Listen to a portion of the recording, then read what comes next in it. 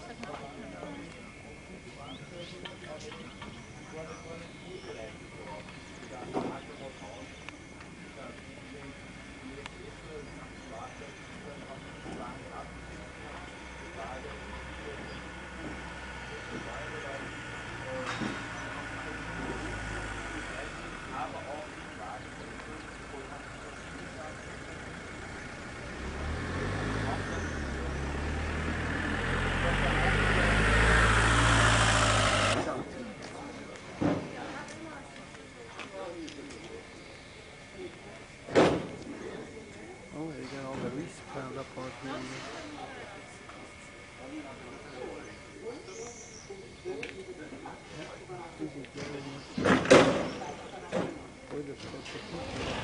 Back here.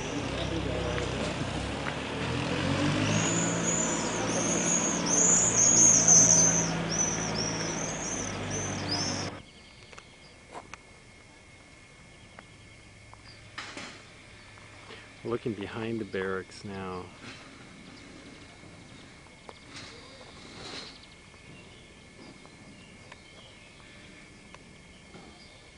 Guard tower. There's the fence. These mounds were, you see that little road in the dirt there? Apparently there were barracks on each of those mounds, and these were the little roads that went in between there. So you get an idea of the huge numbers of people that they had here. Just goes on and on and on and on. Out there would be the next wall, and then behind that would be the Swanswick block. Those were for the prisoners who resisted. They didn't have any housing, basically. They were kept outside. They were expected to die shortly. This is the back of those barracks, probably where those bodies were piled up.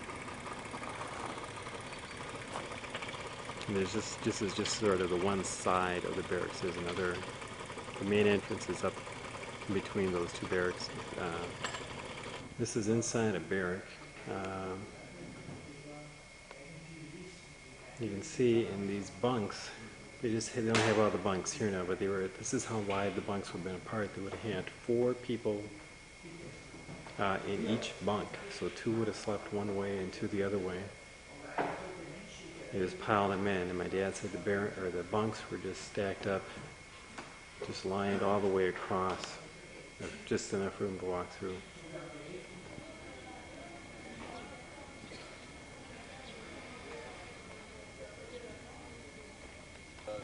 Ich hänge sehr gut, weil die Burg das gut kenne, da oben als Bernstein, ja. Wenn man von oben da runter schaut, sieht man, das ist praktisch auch. Ja? Und beide zusammen haben, glaube ich, ungefähr 10.000 Einwohner. Stimmt das? There's another, go through that hallway down there, or walkway, and then there's another area equal in size to this one on the other side of the same thing. It's just had tombstones that are interspaced, along with another brick wall. This area over here would have been the infirmary. It had the gas chambers and the crematorium stack must be right there. And the gas chambers and all that stuff are right below here. But this is also where the SS troops, when they got ill, were treated more down on that end. That last unit was the SS hospital. And then this other stuff here had more administrative stuff for the Nazis, and then underneath here basically would be the gas chambers, and there would be the crematorium. Okay. parents are down there. That's on the corner of the entrance to that black Swansea. Here is that one side of it again. And then over here is another entrance to that. And over here were the original gate doors that the Americans would have gone through. And it just goes down there again, it's the rest of the courtyard. And now we're in what used to be the SS hospital, but now it's been turned into a museum. Okay, this is a mock-up of the camp. Here would have been the stone quarry that they would have worked in. Originally they used the stones out of here to build the camp, but also they needed the stone to make for the road construction and the other stuff that was going on in Germany. Later on, over here are those steps that they made them carry up the blocks. I don't know if you can see the detail here or not, but those are representing the little steps. And they made the prisoners carry heavy concrete or the marble or granite stone up those steps.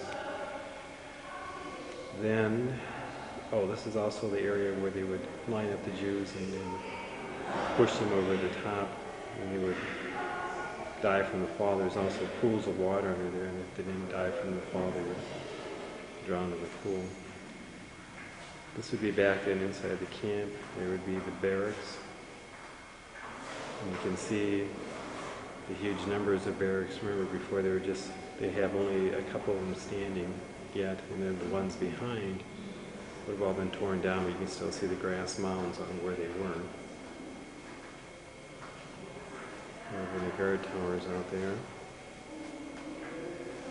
And this would have been the side. This area over here is where we would have driven up in the car where we first came in. This is now coming into the back of the crematorium.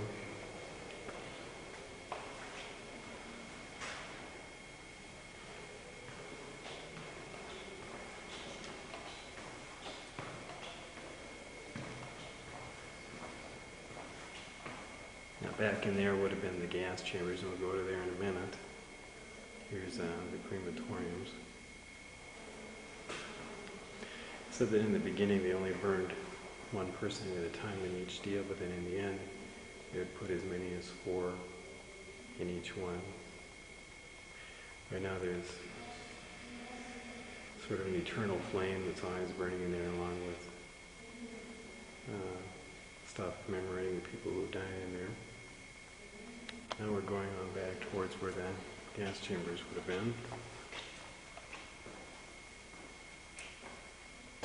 Okay, we're not coming into the gas chamber area. There's a sign here, it's all in German, but it explains basically how they made the poison gas. This was a room where they basically mixed the gas, and the people were sent into this room.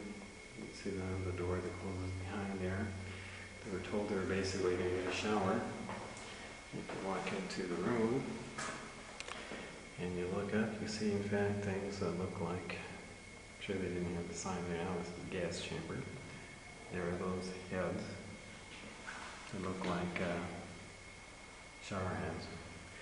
Right now there's got flowers in it.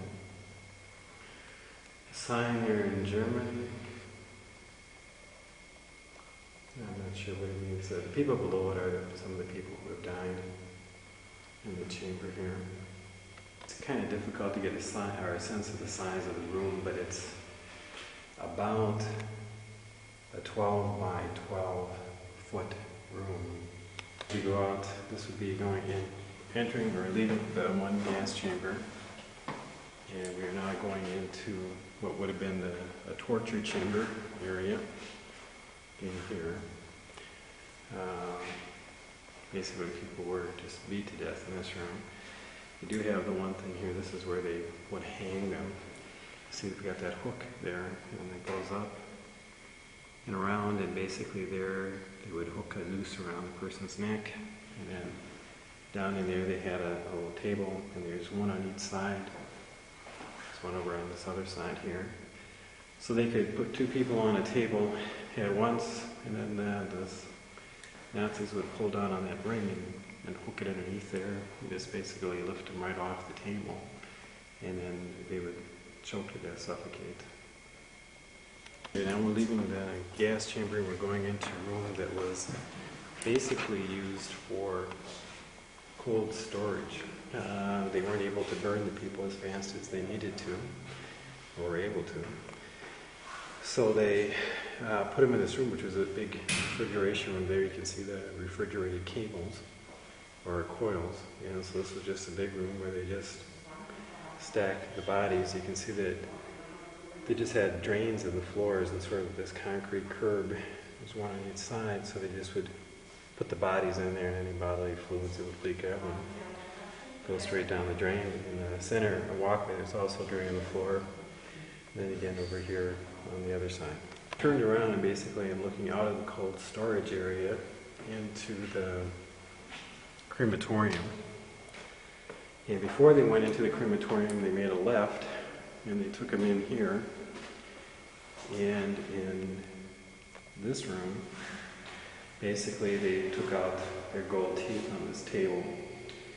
And again, you can see the table was slanted with a little groove curve in, and then the table's got a little drain here, so any bodily fluids again would come out there. And that thing over there is where they put the gold teeth. And they had the body all done, and they brought it back out here, and they put him in the crematorium. And again, there are two here. The other one we looked at was a different one. I think there's one more yet around the corner, but again, there's sort of an eternal flame burning there now, and flowers and stuff. Now we're going back on the side of the crematorium.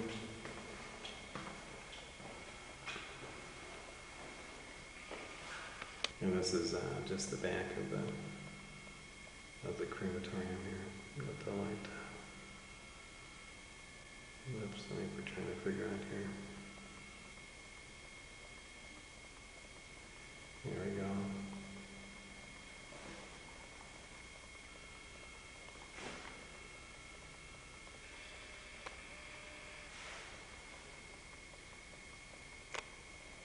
Alright, just stepping outside now. That was the end of that building, so now we're out behind the crematorium. There is a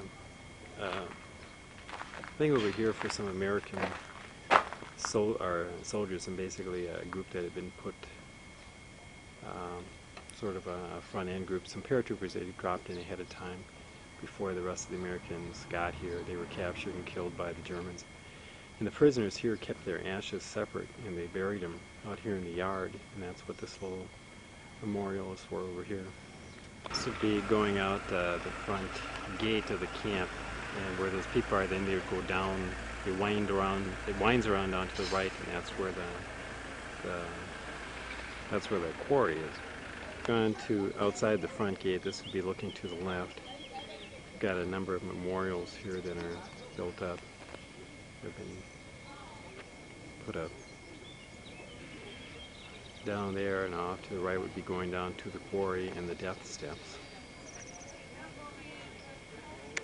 Over here there's a memorial for a statue commemorating the Americans freeing them, and it has a picture of an American with a rifle.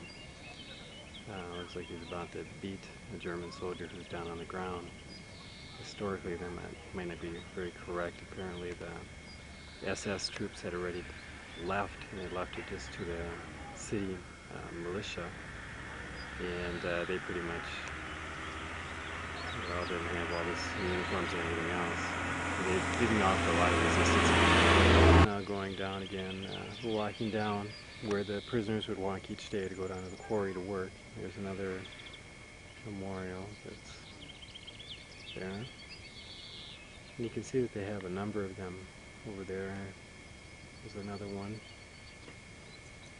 There's a big sculpture of the barbed wire. This is basically, I think, a Jewish menorah.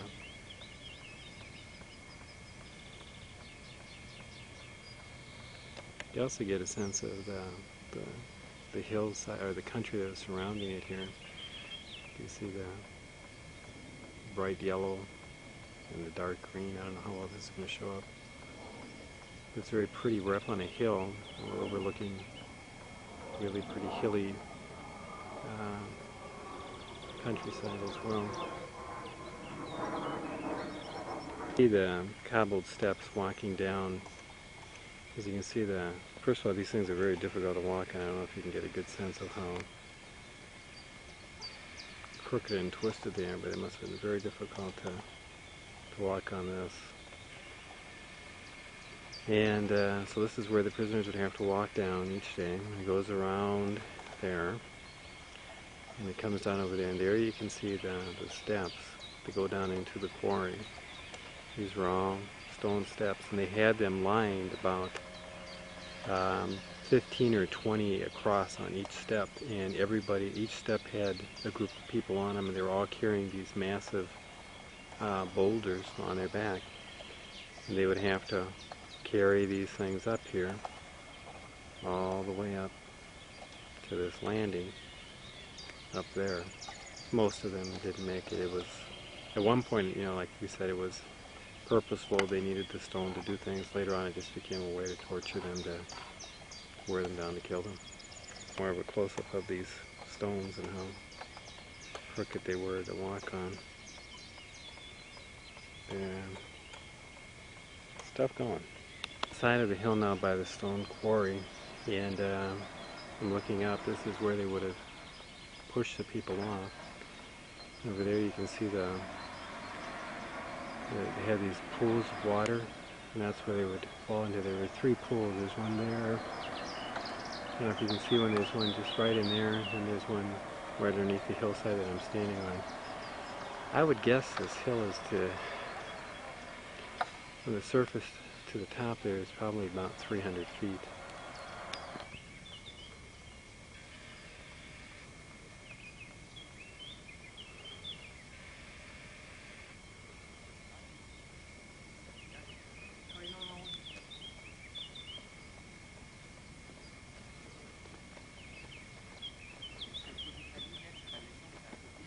This is another plaque that talks about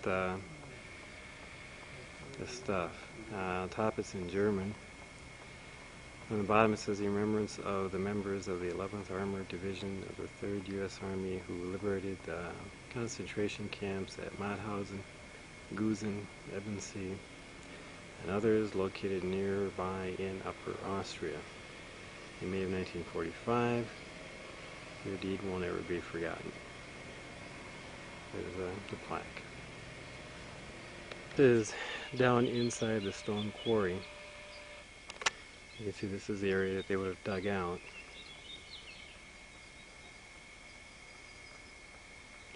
Now those white things, that's where the pools of water are. And they've got those things blocked off so people can't get in there, given that they probably still contain remains of people who were killed in there. It seems this is a sacred burial ground. You get an idea here too of this hard stone, and it goes virtually straight up. See the top. There's that the Jewish menorah thing that we saw earlier. The top. And right underneath it is the cliff going down, and to my right is another pool of water. You can see there, and again we've got the bracketed off. And way over to the far left there, where the workers are working now, there goes the stairs. You can't see the stairs in the beginning there, they kind of wind down, but there they are, the steps of death, going back up to where I was, to the camp above. This is a building that is very near the Mauthausen. It's only about a kilometer or two away from it. This building was bombed. It was a house. and it's just been left to sit like that. Still see somewhat inside here, I think.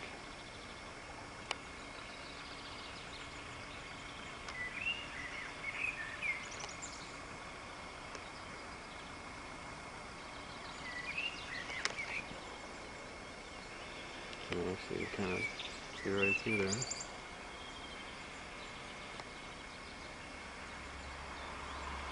Brown's gonna made a big mess of things. Of course, the roof is gone.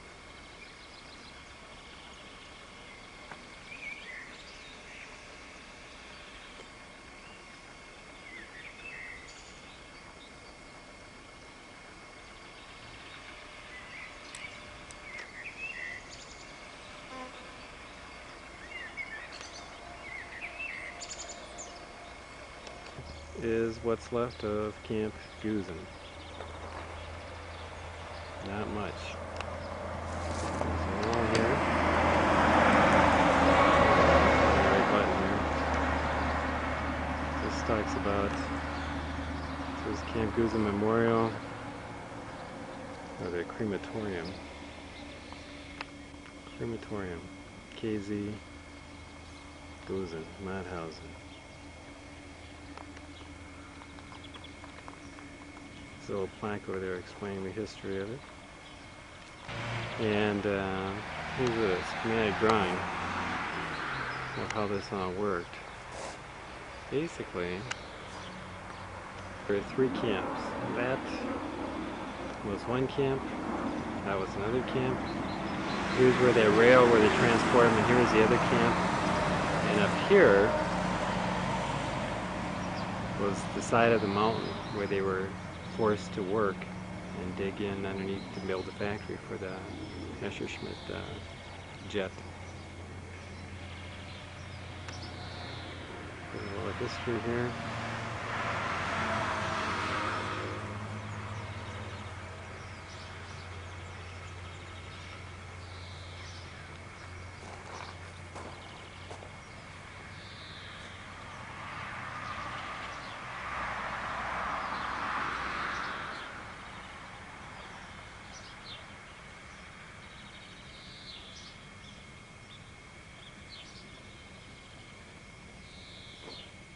Now we're going in towards the crematorium.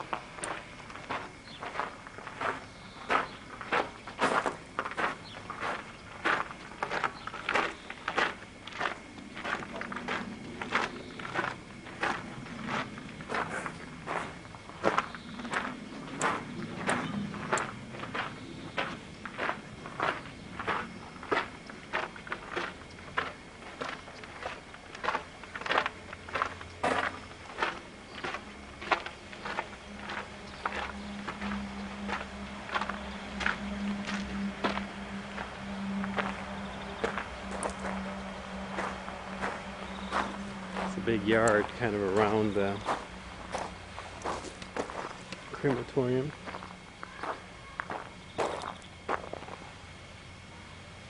And then this is inside.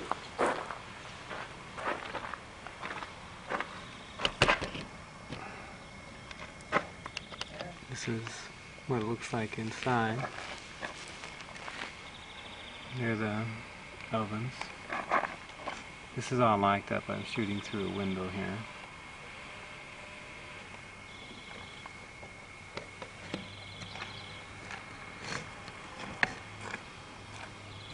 This is towards the back side of the crematorium. A couple tombstones there. Then there is some flowers here and a plaque. A big cross on the back of the crematorium now. This is the tunnels over at Gusen, and they've got it all fenced off, and it's verboten to go in there.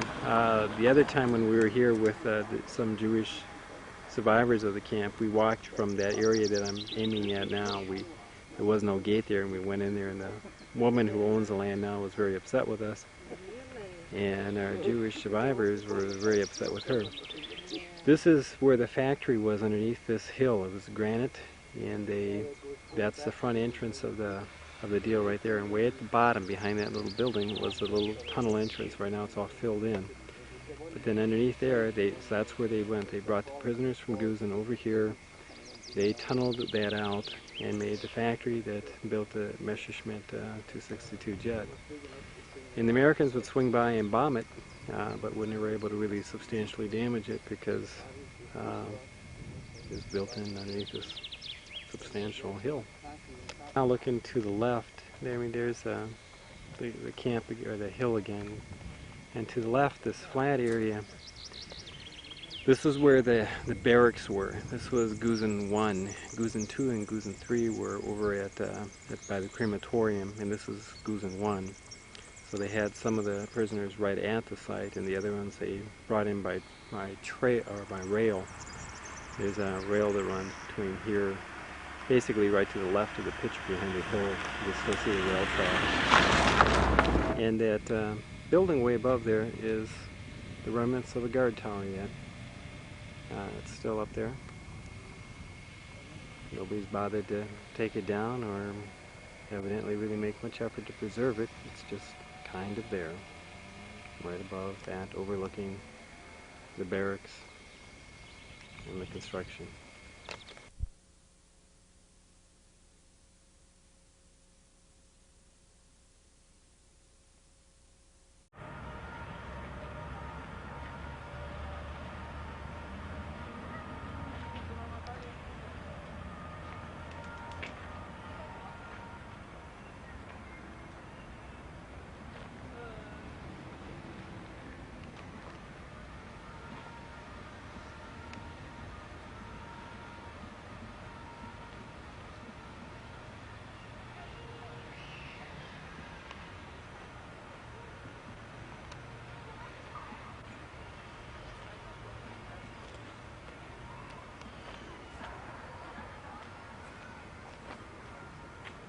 Straight ahead there is where they normally have a free concert. I thought it started at 5 and went till 6.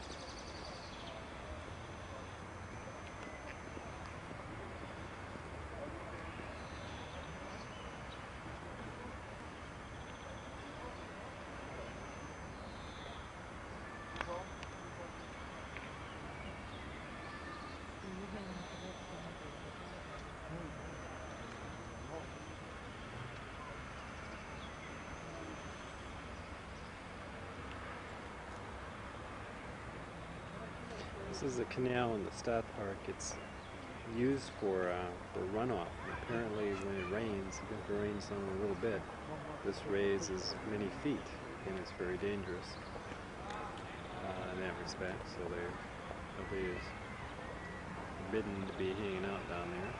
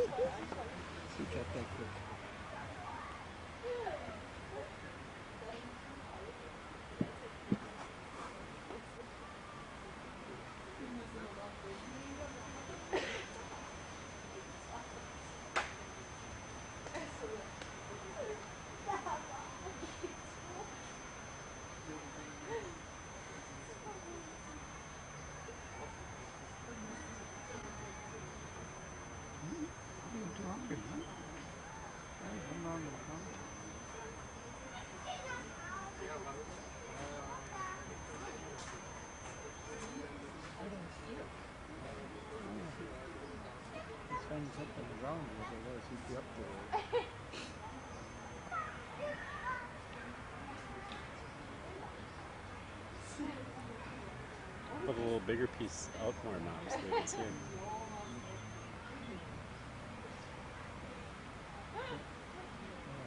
place so we can see.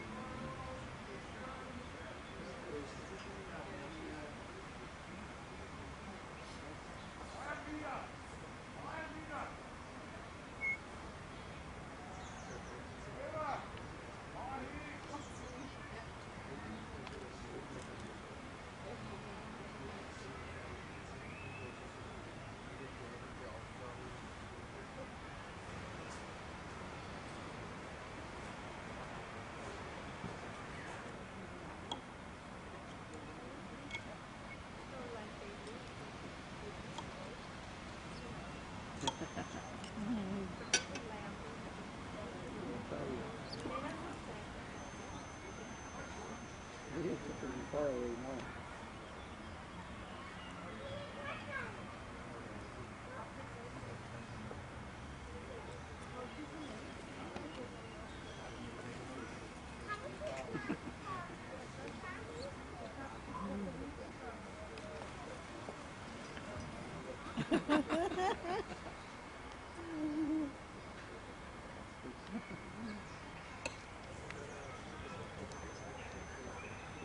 She's out to feed the birds too. See how she does.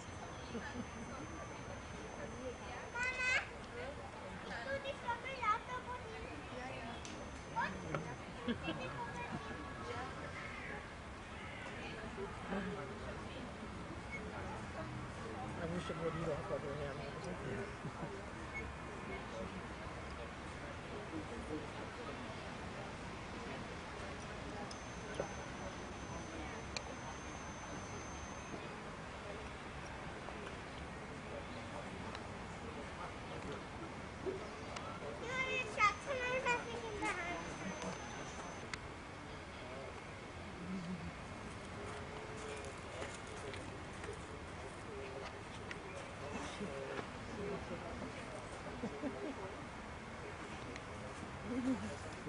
Here comes one.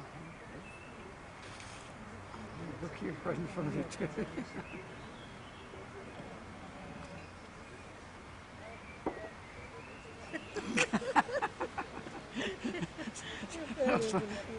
Little dummy looked at me first, the bird.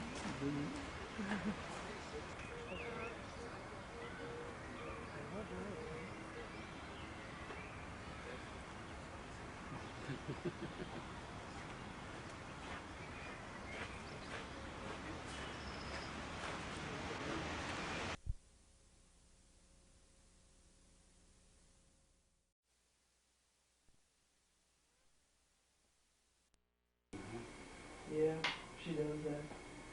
And, I don't know. I think with this one, it's gonna be a lot smoother running. Okay, we're recording, so anytime you guys want to get rolling. Okay. Well, you got that thing going? Yep. And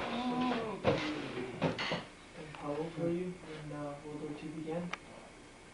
How old was I when the war began? Let's see, I was 25 when I was drafted. Yeah, I was drafted, I think, right before my birthday. Really? Yeah.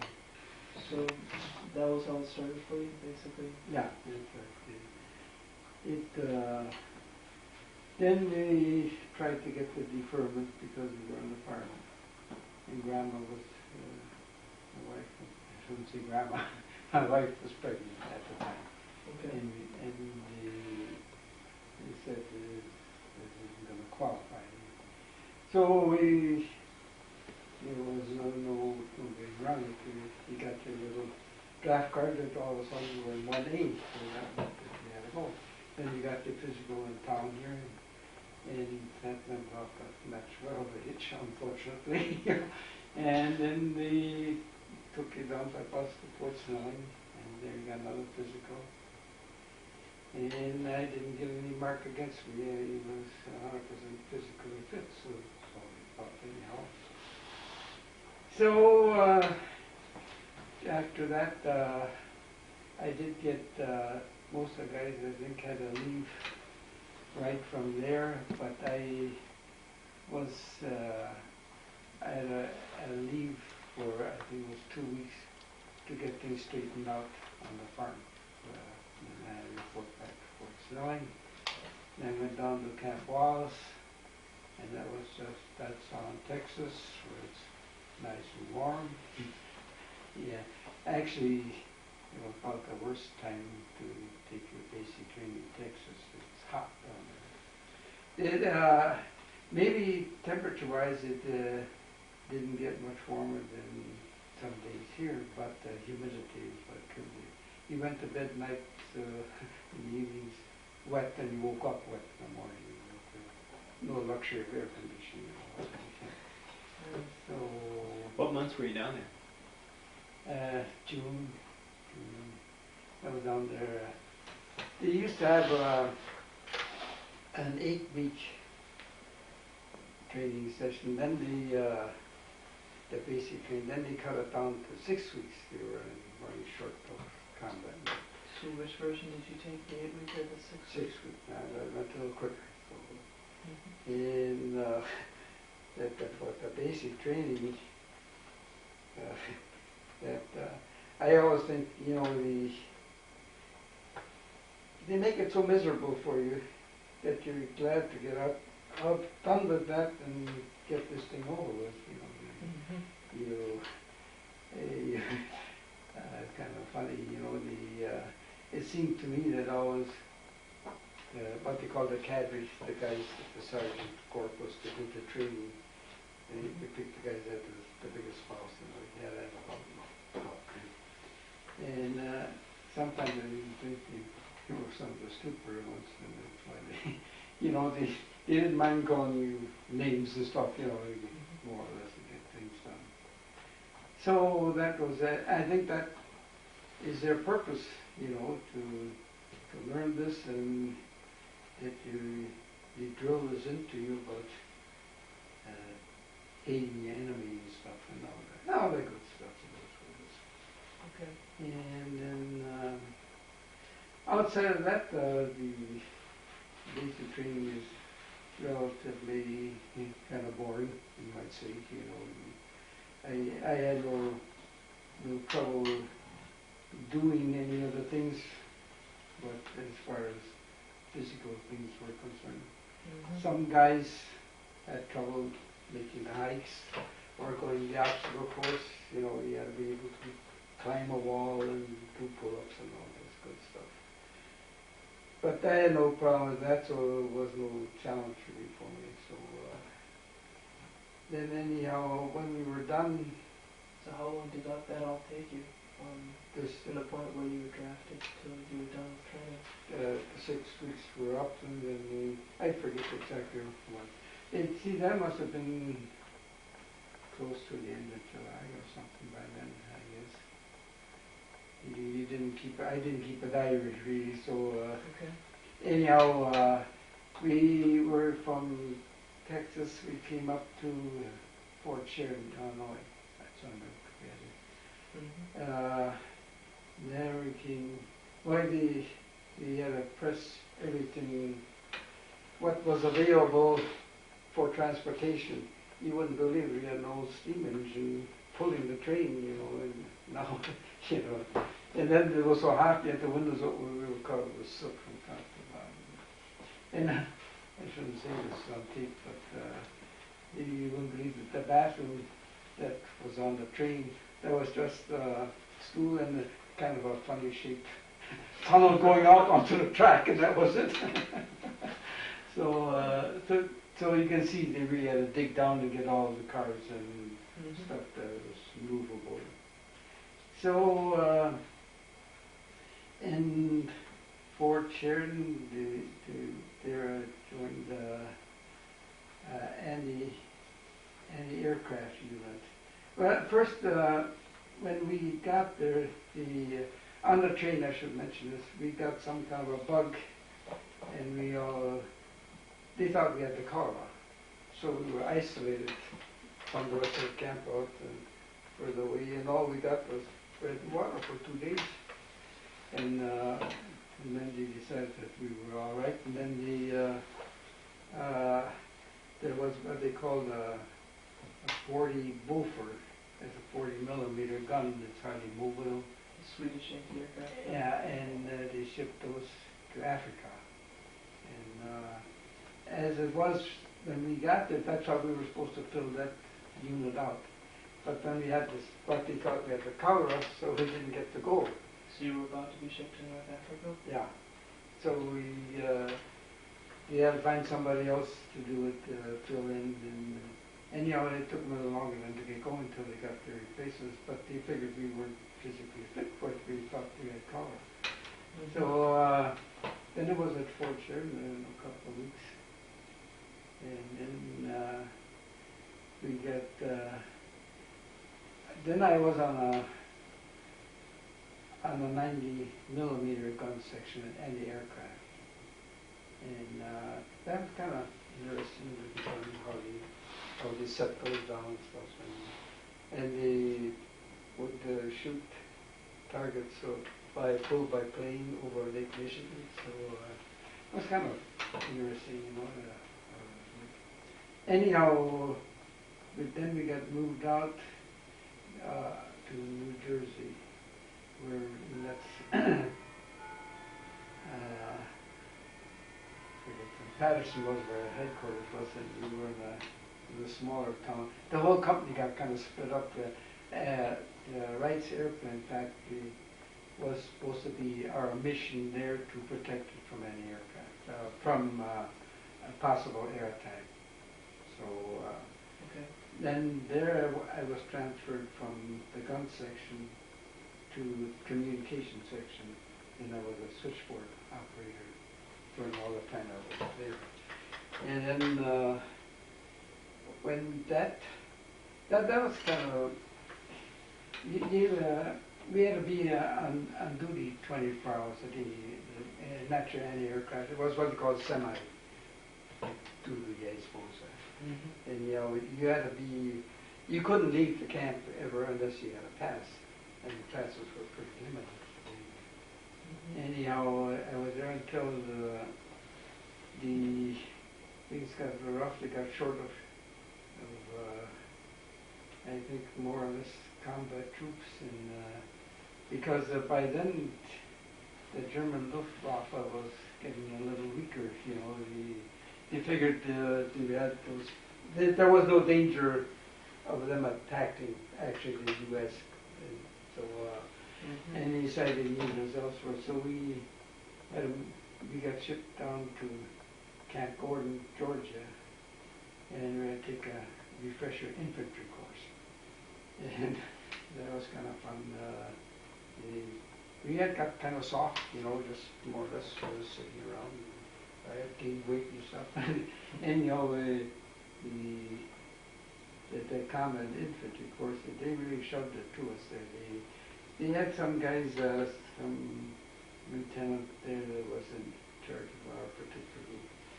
He had been was in an airborne unit, a paratrooper, and he had broke his ankle and he washed out, so he was upset that they had put up with this disguise, and he was wondering his cookies. And, you know, that didn't take too long, though. I think it was only 2 weeks of it. But then we got to put on the alert, and this was right at Christmas time. And, this would be Christmas time off. Yeah, and then we boarded the boat in between Christmas and New Year. Queen Mary. We thought, oh boy, we were going to ride in style Queen Mary. And and I remember we had New Year's dinner on, what do we call it, on the boat. You know. Was that 42 or 43?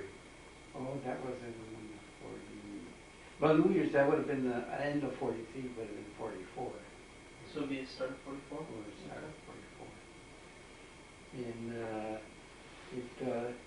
the Queen Mary is so big, and I think they figured 10,000 troops on it. And they had stripped the Queen Mary. That was a luxury line at one time, you know. They had stripped everything out of it and just bunks So being you got a blue ticket or tag, and you had to wear that said what time you were supposed to eat. They only fed you twice a day because there were so many. And the kitchen was in the mess hall. Was in the middle of the boat. There was nice. Boy, see the boat pivots, and so that was pretty nice. But the first, I think the first 2 meals, a guide took you to find it. You couldn't just go down any stairway and stuff. There was one way. You either could go up or down somewhere. So you kind of stuck with that. And anyhow, so they had a guy take you to go eat. And after the second time he took you there, then he left and you had to find your way back. It took me a couple of hours to find back. That's a big boat, it's how many stories high. And you couldn't go up or down always as you would have wanted to. Otherwise it probably would have been a lot easier. But it took me a while to find back there. And the seasick, everybody got seasick. Man, what a mess. Guys on the top bunk would get sick. And we were way in the front. Actually, we were that close that you could see where the boat narrowed in front. And that thing was about a football field long, And when that thing went up, you imagine how high that went up and drive down, up and down. There was just no end to it. They always said when you cross the Atlantic in the winter, it's the roughest. And I kind of gathered it was true because when we came home, we came on a little victory ship. And that was ocean was sometimes you woke up in the morning just like a piece of glass, and you seemed to kind of sit down in the valley. It was kind of nice, yeah. And anyhow, they made you get out and walk. They had a promenade deck, the top deck on the boat that was open, and they made everybody get out and walk for a half hour. Anyhow, it only took 5 days to cross, so they landed in Glasgow, I think it was. There was only one place Queen Mary could land, actually, because it's so big. He took us by train down to London, and that was kind of nice. The countryside to Scotland and stuff. And they didn't let you hang around too long.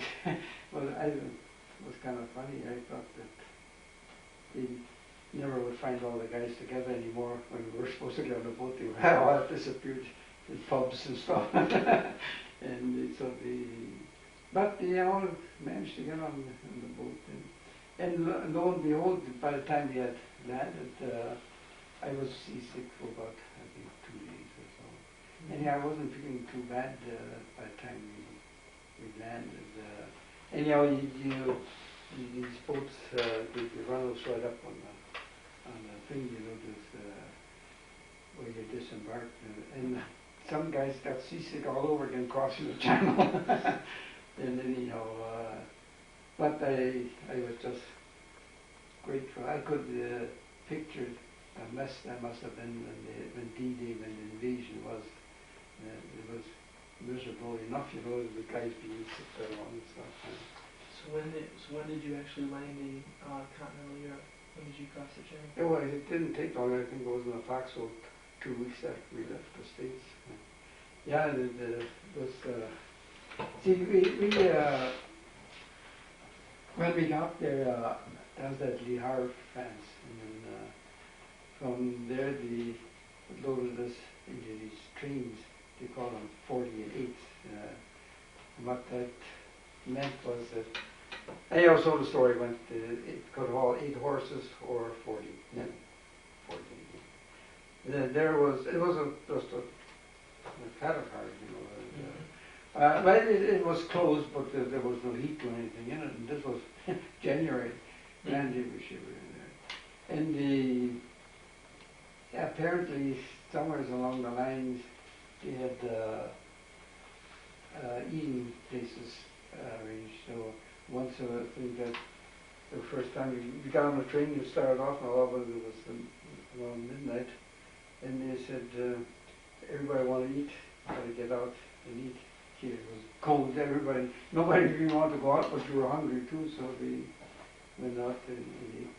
And one guy, he got so cold, he took his boot off, and he had found some paper, and he lit the paper and stuck that into the boot, and then shoved his foot back in. So then I was assigned to the, whatever you were before didn't make much difference. You were a switchboard operator, or if you were a staff sergeant or private or corporal, it didn't make no difference. You were a replacement for where they needed you. Mm-hmm. And we ended up in this armored infantry deal. And they primarily spearheaded the head of the foot infantry and that kind of thing. So where were you placed then? On which side of, what part of the front? This was down the first time where it was on the fire was still in France, and we had just early in the morning we left.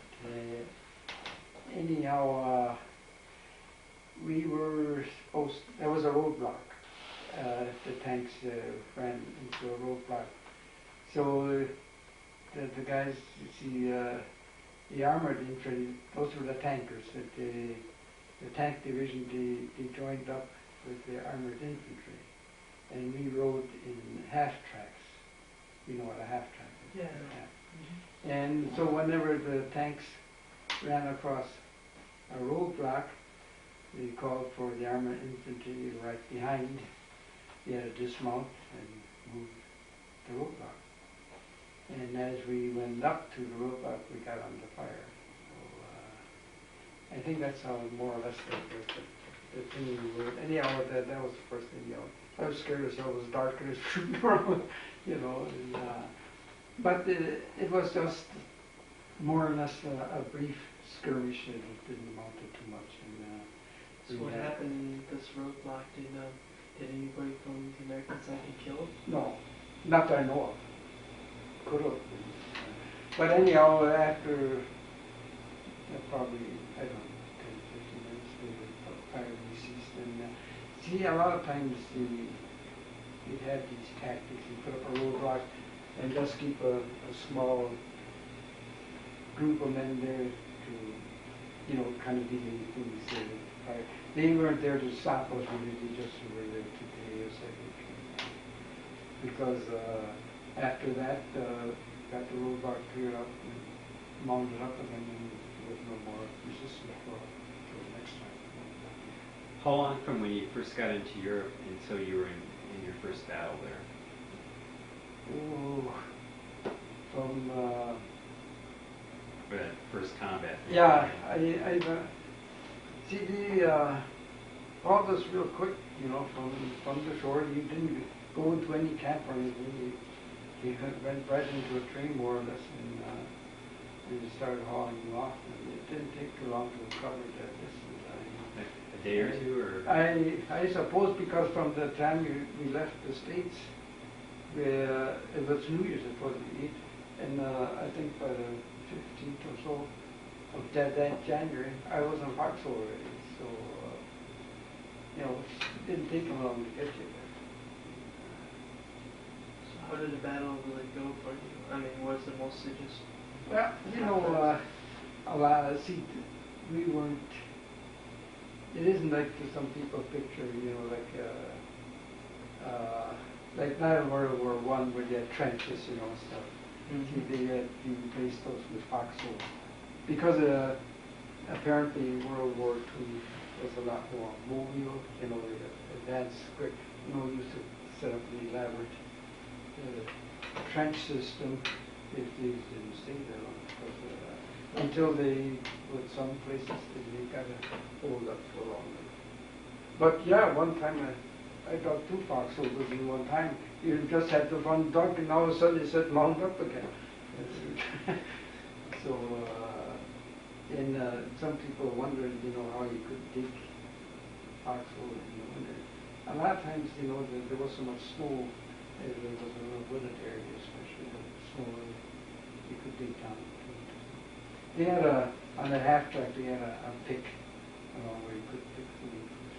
And then your little shovel that you had, that hinged, and you could lift it over a 90-degree angle, and you could use it as a pick. Oh yeah, that's one thing you kept handy with the shovel, and the shovel and your rifle. But anyhow, on the one time when, then you were in, I don't know, it all depends upon how things went, how relief was coming along behind you. After you were gone out that long, then they would give you retreat for a couple of miles, and some of the outfit would take your place, and then so you got a chance to shave again. And then you see that was a regular little camp where you could set up, and there you saw your kitchen truck again. Otherwise, you didn't have any meals outside your rations.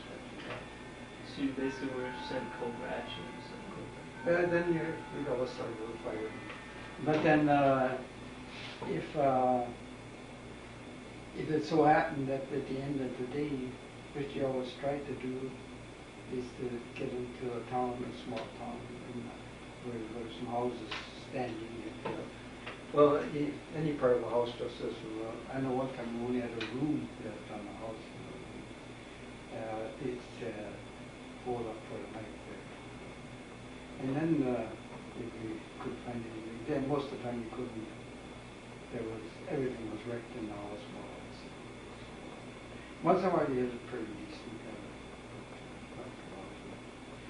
Did you often have to take entire cities? Just was your outfit responsible for spearheading an attack against the city? I know the one time, I don't know why it was late in the day already, and we just, that was a bigger town, probably half the size of the hall. Or maybe it was there. Who knows, it was dark, I know. And anyhow, right here was kind of interesting. As we dismounted and moved in on the town, in the meantime, the tanks had shelled the town already. And there was fire all over, crap and smoke. And here, all of a sudden, a priest was alongside of us. And, he asked if anybody wanted absolution. You could eat on the way in, and he'd give you absolution. It wasn't like he had not eat anything for something else. And he walked right along with us, and the shooting was going on. But then all of a sudden it disappeared. So,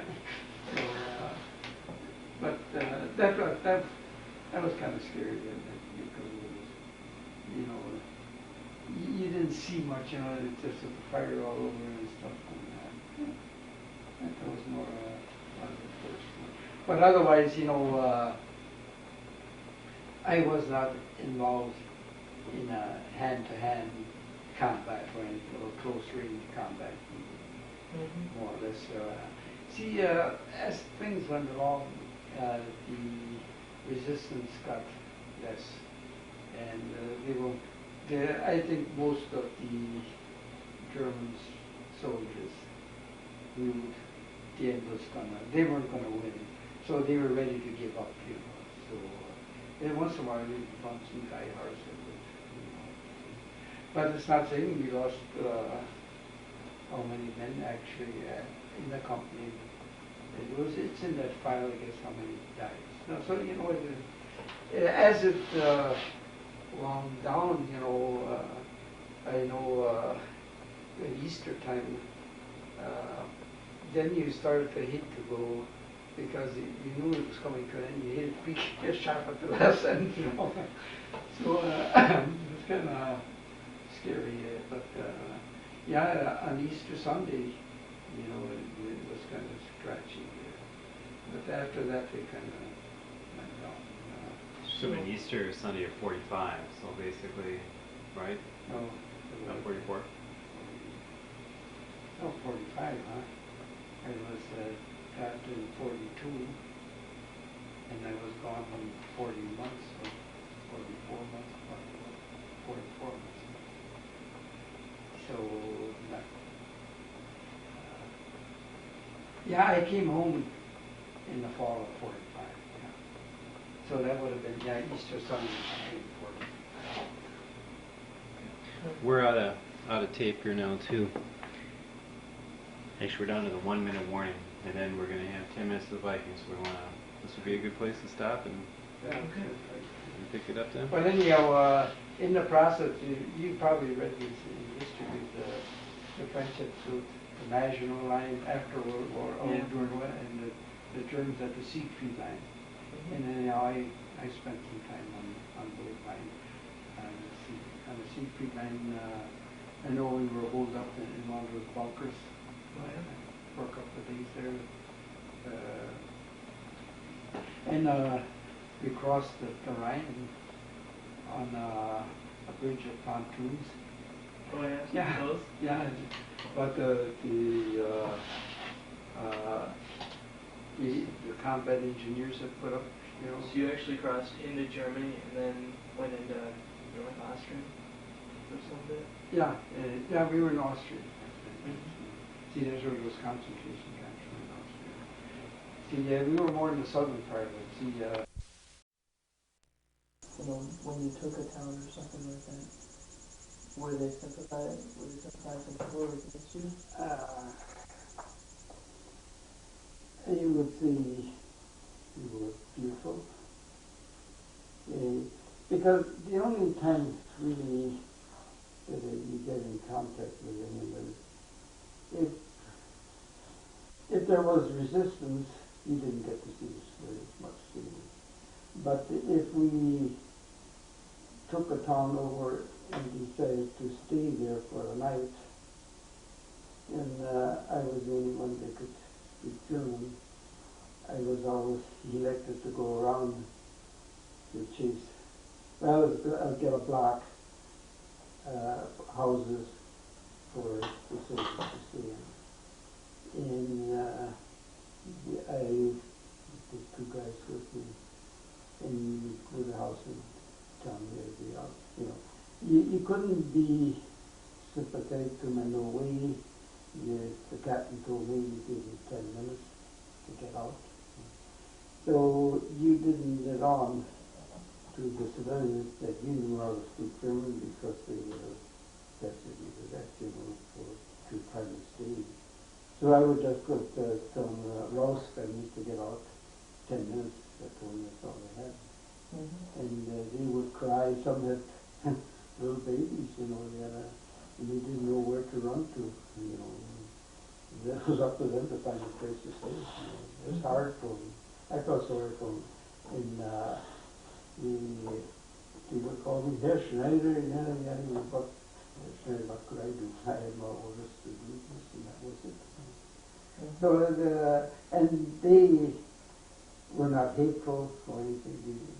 Not to me, it seemed like they weren't anyhow, but they were fearful, you know, of what was going to happen, you know. And you have to kind of shrug it off and go to the next house and kick the next one out. Okay. So did any of them seem like they were Nazi sympathizers in any way? Like when you discovered the concentration camps, were there Germans, you know, who had Nazi sympathies at the time? I would say not. But they would kind of beg or say that they didn't know that this was going on in this concentration camp. But they kind of figured they were lying because it was quite obvious what was going on. Because it had been going on for a while, but we knew what was going on. I would think you could have smelled it, you know, even if nobody knew by verbally that they were told what was going on. See, I guess but they didn't burn in these concentration camps. They just piled up outside a barracks. See, so the dead were kept in the confines of the compound there. So actually, I suppose the civilians didn't really know how many were dying or whatever. I assume so. When did you find out? What? I mean, what did I find out? Well, when did you find out that concentration camps existed? Oh, well, the rumors had been already. Everybody more or less always said they weren't going to be taken prisoner because you heard all the horror stories that went on. You know, so, what kind of horror stories did they spread? Were most of them true or were most of them fake? well, I kind of think we were, which was pointed out, you know, by these guys. I would say we were. Because to me, I don't know any horror story that could be worse than actually what those guys told us from that were in the Constitution camp when we were over after the last time. So, and I know I talked to an older woman there one time, and she said they didn't know that this was going on. She said they all thought that Hitler was a good man at first, because they were lied to so much. And those that spoke against it were always eliminated, you know, so they didn't have much choice. Because let's face it, that SS police force, that Gestapo, what they had, that probably was the finest organization in the world. You know, they were Did you ever powerful. come across any of them? SS or? Oh yeah. Did you ever have to fight them? Not personally hand to hand, no. Which I was thankful. No,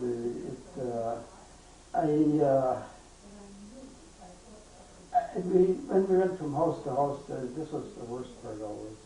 See, the tankers, the tanks would not go into town unless it was reasonably clear. They'd sit off and shell it first and get everything on fire or whatever if they hadn't surrendered it, you know. Then we'd have to. The reason they didn't go into town was because the Krauts, they were smartly sat in the basement, and that they shot the track off the tank, and it was helpless, you know. So they had to sweat the thing with it wasn't like a potato masher. They had the explosive running in, they had a handle on the like a potato masher. They threw it out the window and hit the track and throw it off they couldn't run no more. So then they were helpless, you know, they were sitting up there. So they didn't do that anymore. They waited until it was cleaned out. And that was the scary part to me, until you didn't know what was going on. So did your German training help you when you went into a house that... No, they didn't try to help you, and most of the time, you saw very few males. It was mostly women and kids. Yeah, they all had the men were in the service from one way or the other. Must have been, because you saw very few males. Either that or real older people.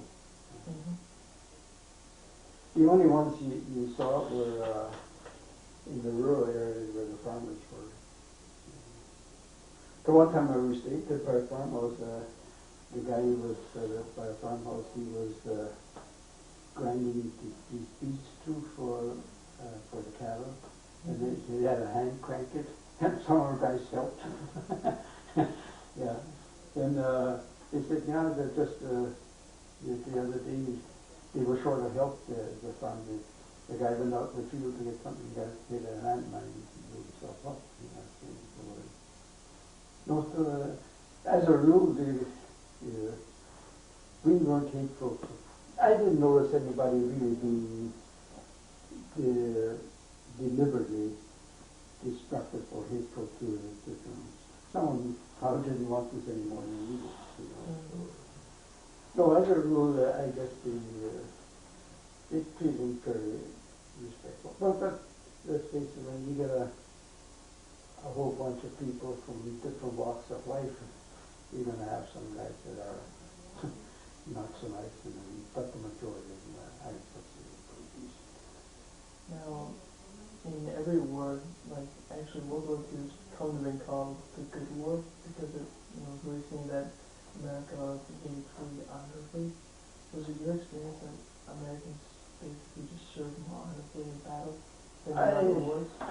I would say in the division I was in, I didn't see anything that really wasn't acceptable under the conditions. Mm-hmm. But you heard different stories too. You said where they shot, the order came down once they were taking too many prisoners. They weren't supposed to be like lenient for them. I don't know. We never did.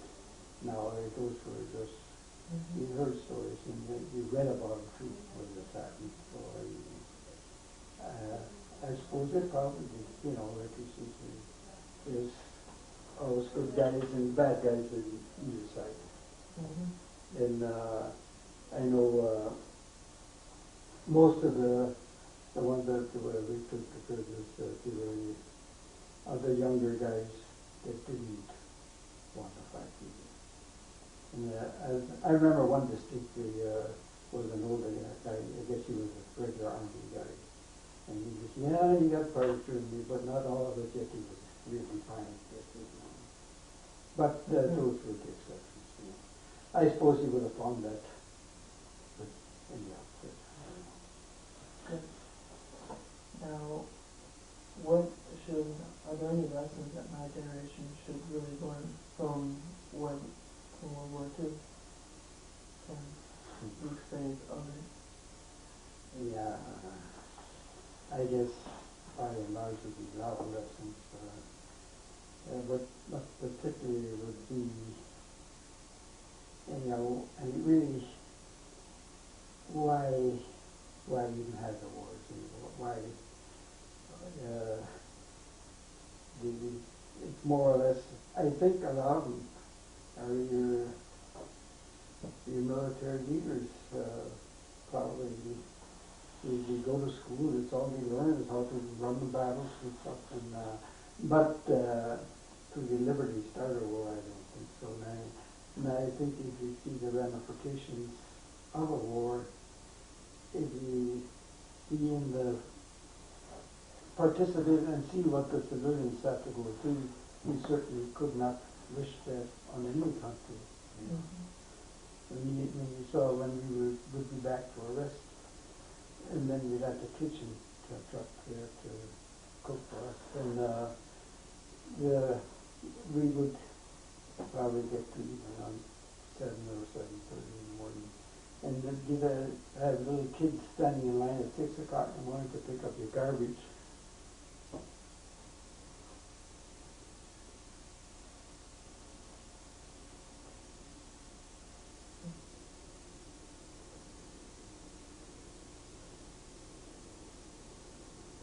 Is that how it ended for you then?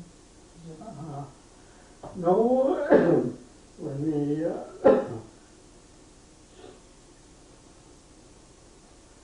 when the war wound down, we were close to the Danube River, and the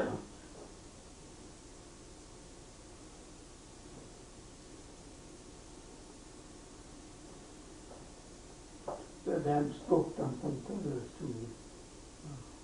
That's okay. It's going to be traumatic for anybody.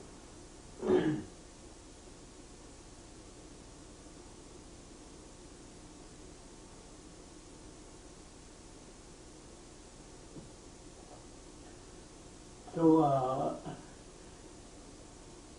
I don't know if the war had ended then already or not, but it ended up the Russians were on one side and we were on the other side, and there were two bridges across the river about 2 miles apart. and we were supposed to guard, I don't know what for. Anyhow, the Russians couldn't come over and we couldn't go over. And that's more or less where I ended up, is when the war was over. And on guard by these bridges. And I had a whole bunch of, I shouldn't say a whole bunch, I had a pocket watch that I had to count. And one of the kids said, oh, that's a good watch. It was one that had a cover over it, you know, and then he flip over. And he said, he opened it, and oh, that's got so many tools, that's a good watch. So I thought, oh, I'll keep this. And, here in the Russians, when they did anything for a watch, they didn't have any watches apparently. So every morning I'd walk halfway across the bridge, and the other guys, the Russians, would come halfway across, and they'd dicker on my watch. And I couldn't speak Russian, and he couldn't speak English, or he couldn't speak German either. So everywhere we write on a piece of paper how much I wanted, and then he writes how much he gave, and I said, off. And it went on for a couple of days, and finally I sold it. Probably a good thing, otherwise the Russians might come over there for tanks, you know. Yeah, I would have, really liked to keep it. It was a nice one. I had a whole bunch of guns, pistols I sold on the boat, on the way home on the boat.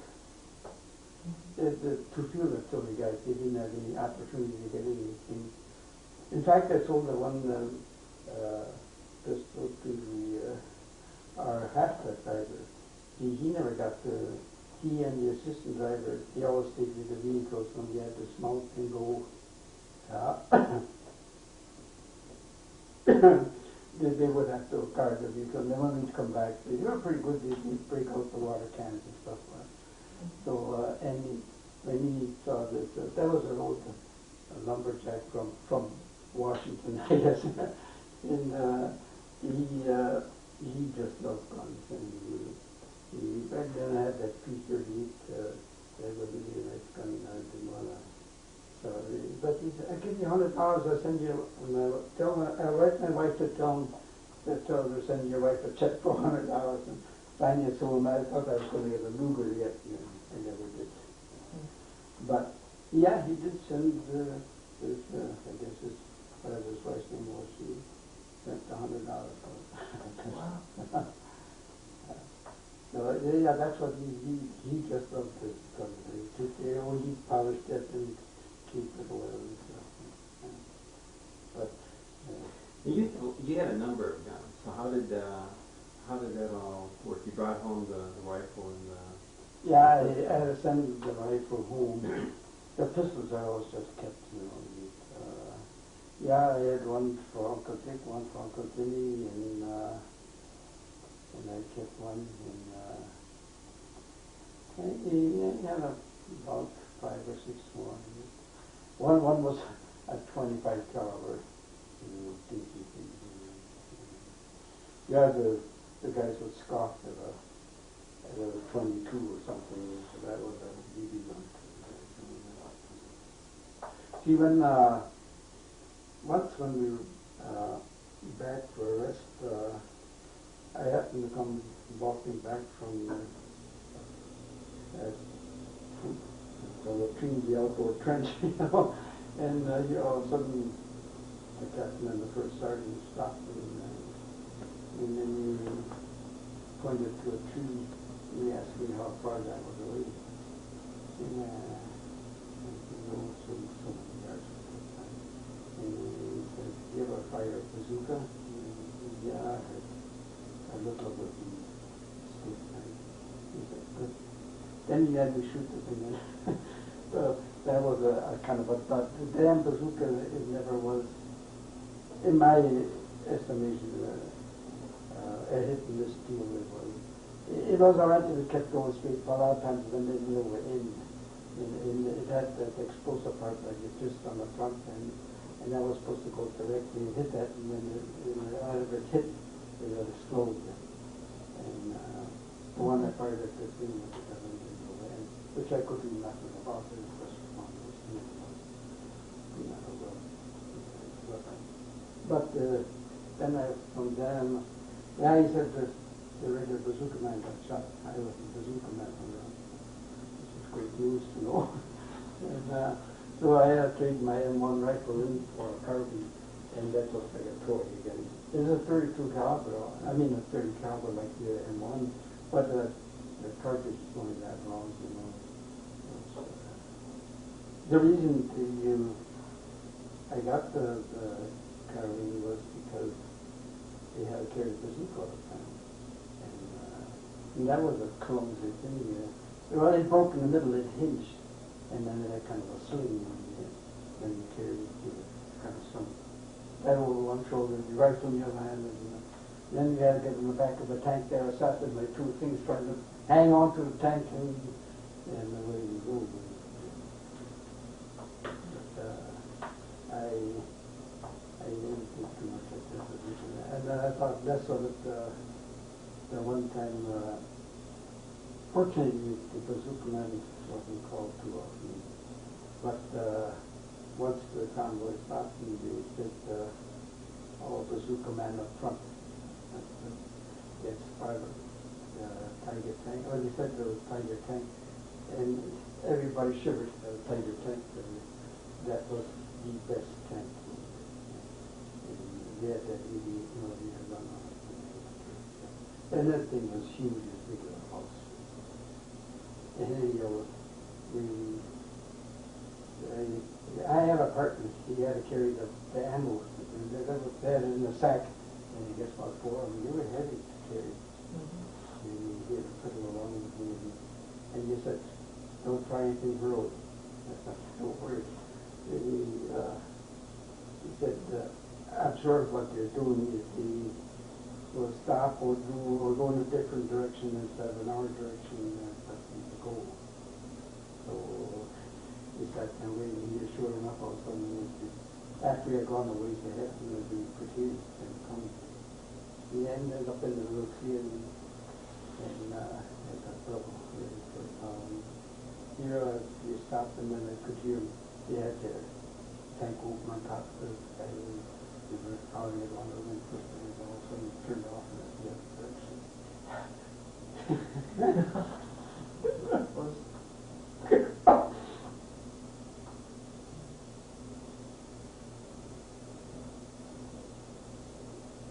I hate that when it happens. The doctor said there's much you can do about it. From the scope that kicks in at that time. Oh, we don't have to continue to talk about the questions. Unless there's anything else. Well, I don't know. Perhaps you want to. That's it. Talk about the questions. So, unless there's anything else you want to comment? No, we'll set it well. I guess more or less to have it. The only thing I know is when, on the funny side, when you were out for a week or more probably, and when you finally got back and got some warm food, then the guys all ate so many pancakes, they all got the diarrhea. Every last one of them all. You know, you were used to this cold food.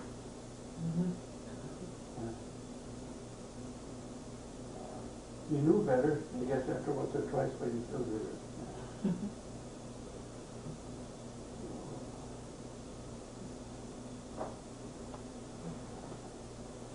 Thanks a lot, Grandpa.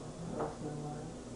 You kept up with some of your buddies for a while, didn't you? Yeah, the Warner, the one that we bought the station wagon from, was some pretty. Well, he was the assistant driver. And the way that happened, he joined after we had got some more replacements, we lost some more guys. And he came and I and 2 other guys that they were supposed to go on patrol. And I had a big a cramp or something. So, they thought I was coming down with an appendix attack, you know. and they got better not go. The Warner had to go, and as a result, was that the next day that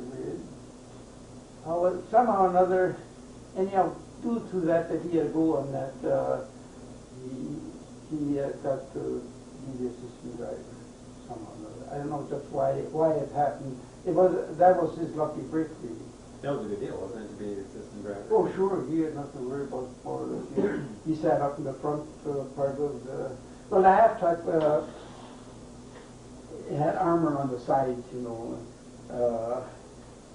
Well, when you sat down low on it, then your head probably stuck out a little bit. But the front there was room for the driver and the assistant driver, and then there on the passenger side there was a ring mount for the 50 caliber machine gun, and there's sort of strapped on the SWAT either. So either that or that the lieutenant who was in charge of that company, and the one lieutenant got shot out of the ring mount. So it was the best place to be riding around the road. Was that the one that used to call every holiday? I remember Christmas. Oh yeah, no, Bernier. No, that's not the one. No, he was a limited serviceman. I met him when we were still in the States, on the communications section. He and I used to pull a shift together. No, he just ended up finding. He got shipped out on some island duty, guard duty or something. He was a limited serviceman. There were a lot of guys that there were, some were actually pretty healthy and good, a lot of one-eyed guys. And the one-eyed guy, he could see better than I could when he was spot for the airplanes to identify him. Yeah, he could see him better than I could with one eye, but he was in the service. Yeah, and I know the gun sergeant. There's 4 guns in a section, and the one was all of the servicemen, and the gun sergeant himself only had one eye. And anyhow, he said, yeah. Then we had every so often, well, some big brass came through. We had to run a gun drill too. How many shots you get off in so many minutes? On a dummy drill, you know, you had to cut the fuse on it, then you had to give it to the gunner, and the gunner would ram it into the breech and you fire it and throw it away. And I'm supposed to compete with all these one beat. And but some of them you couldn't tell that there was anything wrong. That's the trouble is, see, when you're limited with one eye, if something happens to that one eye, then you're done for. You know, you couldn't. He might be risking anybody's life on account of it. So, yeah, I never forget that he was going to take us and he had one eye, and his name was Bill, and my friend, I was calling him Ding Dong.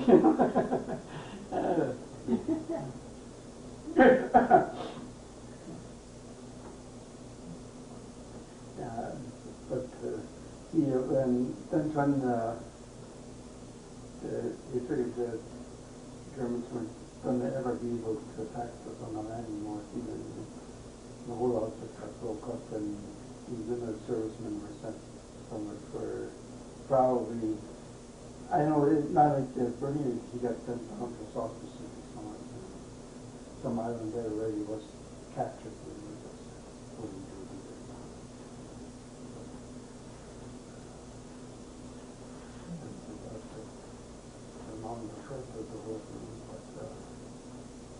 Anyhow, it's never a good thing at war. So the future generation, they should always try and find an alternative for them to the war. Really, nobody wins in it. And you were on the boat on the way back home when we dropped the atomic bomb. Yeah. See, otherwise when I was supposed to get a 30-day recuperation period. I got home, I was supposed to report back. We were supposed to go to the Japanese period war. But then on the way home already, on the boat, we dropped the atomic bomb. And then the doctor go pretty soon. And then from Camp McCoy I was sent home for 30 days. And then I don't remember if I had to go back and was sent home for another 2 weeks, or if they notified me. I guess it was. Anyhow, I got another 2 weeks, and then I had to go back, and then I was start. See, I had enough points to get out. Some guys still had to stay in even in the war with the war. But you got so many points for being for every month that you were in the service, and so many months, so many points for combat duty. So I had really enough points to get out. Not a problem. And then the assistant tractor, he had to stay in there something like that. But you were actually in combat then, from when you landed. That would have been January of 45. It wouldn't have been January, it could have been just fall. See No, I meant that, but you started in combat. That would have been 43, right? Yeah, because you got over there in Europe in January, right? in January in What year? in 45. In the Battle of the Bulge. So it would have been like December 44, January 45. Okay. Yeah, actually in January, so you got over. That's when you needed these replacements after my attack. Were you involved in any major or big skirmishes or big battles? Well, I don't know what they call it, but I had 3 battles started. And I had in the service, as you complete a course on the rifle course, you got a badge, and then you're in combat. You replace that with a wreath around it. We call it a combat infantry badge. So I suppose that the bigger one was when till we got past the sea-free landing.